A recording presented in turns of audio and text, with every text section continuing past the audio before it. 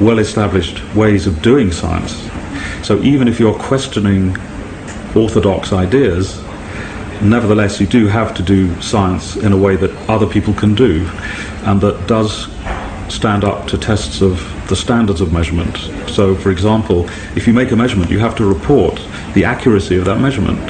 And a lot of reports that make outrageous claims that subsequently get discredited don't follow those rules. If you look carefully at the measurements, you find that they're making extraordinary claims for the accuracy of the measurements. So that's an indicator sometimes that there's something wrong.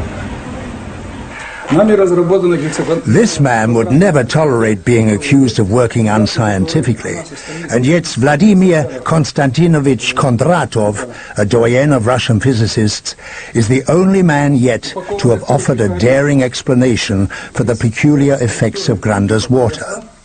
He assumes that water possesses structures that can be altered.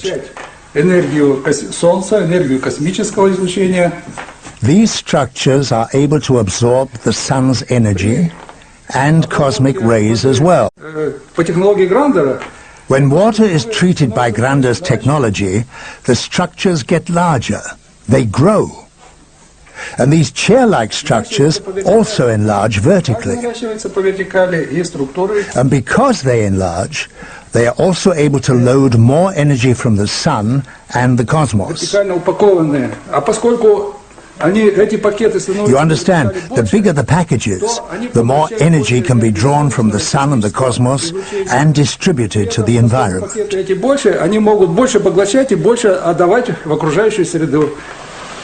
And here again, the concept cosmos enters the discussion, apparently as a synonym for the inexplicable. Can it be that divine providence has guided Johann Grander in hitting the bullseye and shaking the very roots of physics? For despite his modest academic prowess, he does possess some of the most important characteristics of a good physicist. He was curious and playful his whole life long. The old man and his ideas represent the no man's land between science and pseudoscience, where so many fruitful thoughts lie buried, and at least as many illusions and wrong tracks as well.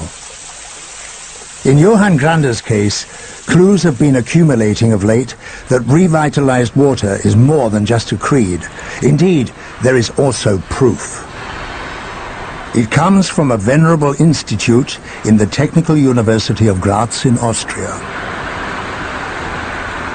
Here one has taken water from various sources, analyzed it according to scientific standards, and compared it to Grander's water. The results showed no differences, but for one single exception, and it is absolutely sensational. The revitalization process had apparently programmed the Grander water to reduce the surface tension by up to 17% compared to all the other waters tested, regardless of temperature. The head of the institute has no doubts about the physical and chemical explanations for this phenomenon. Since publishing the study, he has been swamped with inquiries and attacked by many colleagues to boot. Ich möchte mich nur auf dieser Ebene bewegen, dass ich sagen kann, das, was für mich messbar ist. I'd like to stick to my principle that I can believe something that is measurable. I would shun everything else emphatically. I am too much of a technologist to risk my neck. Von der Wasserchemie einfach zu wenig verstehe. Many of the revitalized water's effects remain a mystery, but one will be obliged to think again. Ich muss das Kind anders nennen, weil ich plötzlich ein Wasser habe. I'll have to rechristen the child because suddenly I've got one water that's called water and another that's also called water and only active in parentheses. We all know water as H2O and that's all. So it means we'll have to bring in a new concept. Du musst einen anderen Begriff wahrscheinlich sogar einführen. Basically, the idea of water having a memory has been plaguing science for centuries. Above all, with the lessons of homeopathy, which is based on the assumption that water is capable of remembering certain active agents. Homeopathic medicines are so radically diluted that taken statistically, no single dose can possibly contain a solitary active agent molecule. Nevertheless, the healing effect of the agent appears to be retained because the water remembers it.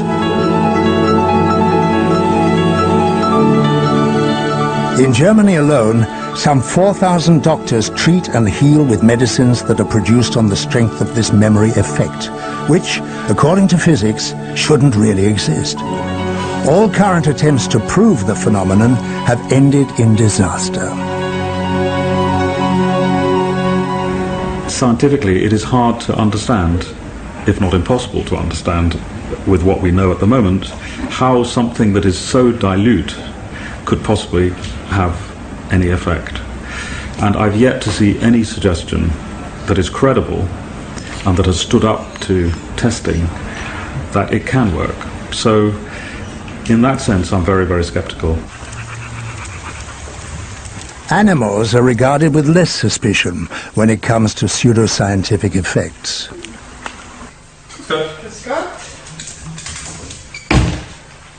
Homeopathic medicines also work on animals, who care not a hoot about scientific disputes.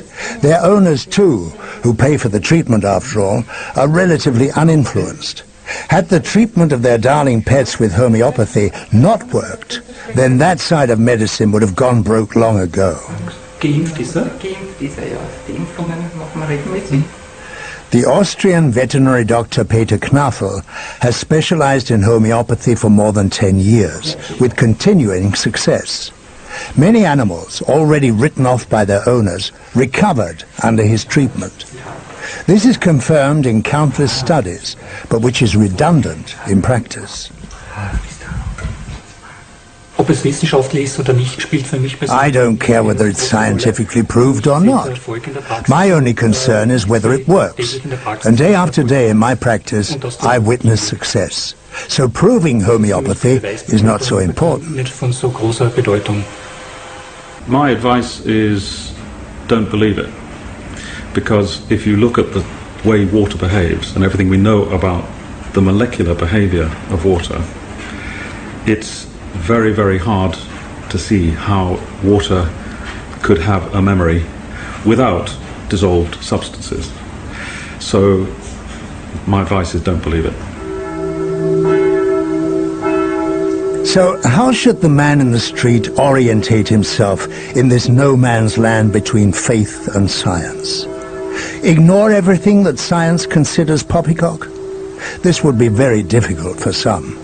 As here, for instance, in the tiny village of St. Marijn in the Alps, where the bells proclaim a physical mystery. Prior to its restoration, this 900-year-old church was plagued by rising damp, so damp that the sandstone walls gradually became moldy. In fact, one could say that the walls positively soaked up the water. Today there is no longer any sign of this. Only a few years ago, Holy Mass was celebrated in 90% humidity. Now, it's as dry as a cardboard box factory.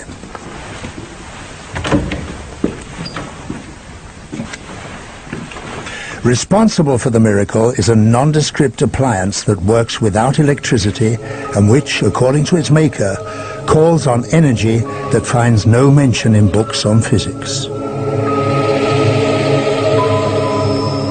It's quite an absurd construction that nevertheless has undoubtedly reduced the dampness in the church by a third within the space of a few months.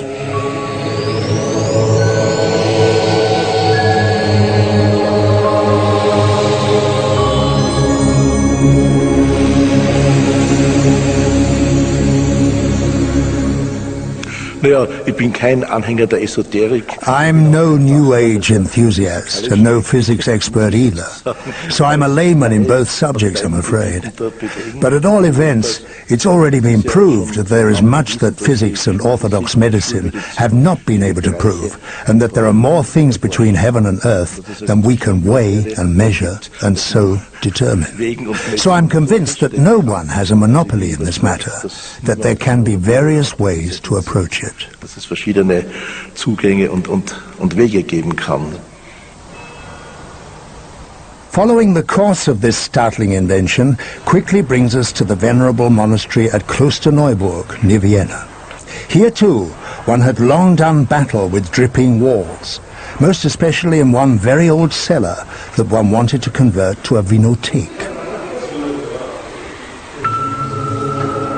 Today, the only damp thing in Klosterneuburg's vinothek is the wine. The walls are dry, and again, hanging well disguised from the ceiling, we find a mysterious device. It was much cheaper than all the other methods on offer, but was nonetheless viewed with mistrust for some time.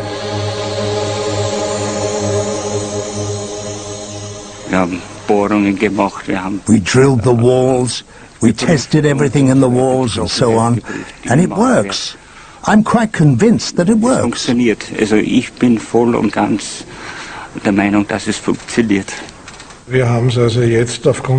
a result of the success we've had here, which is palpable after all, it stood all the dampness tests, we have used the same method on 3 other projects, and it works there too.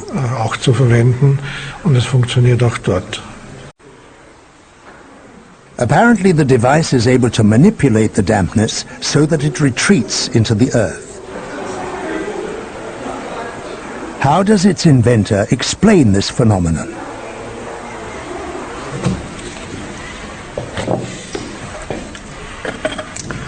So, das ist dieser neuartige Generatortyp, der in diesem Weinfass. So, that's the newfangled generator type that is built into a wine barrel and protected by it.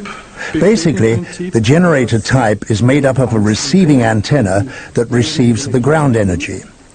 The incoming energy is then polarized, that is, it's made dextrorotatory and put through the transmitting unit, on top of which the so-called cosmic energy flows in from above, and that strengthens the whole system. Die sogenannte Raumenergie ein, die das ganze System in seiner Wirkung verstärkt.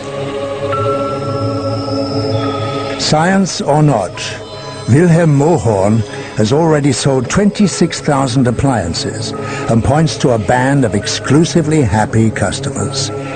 Is there still more out there than our book learning ever dreamed of?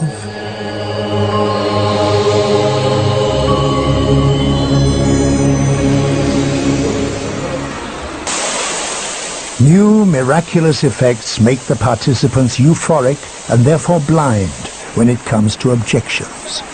In such cases, it is advisable to accept defeat honorably. A practical example from Moscow. Johannes Koppensteiner, who makes international contacts for Johann Grande and his revitalized water, also loves to launch daring experiments. In his Moscow hotel room, he places 2 little bottles with radioactive water beside 1 bottle of Grande revitalized water. Will the mere vicinity of the Grande water suffice to reduce the contamination overnight?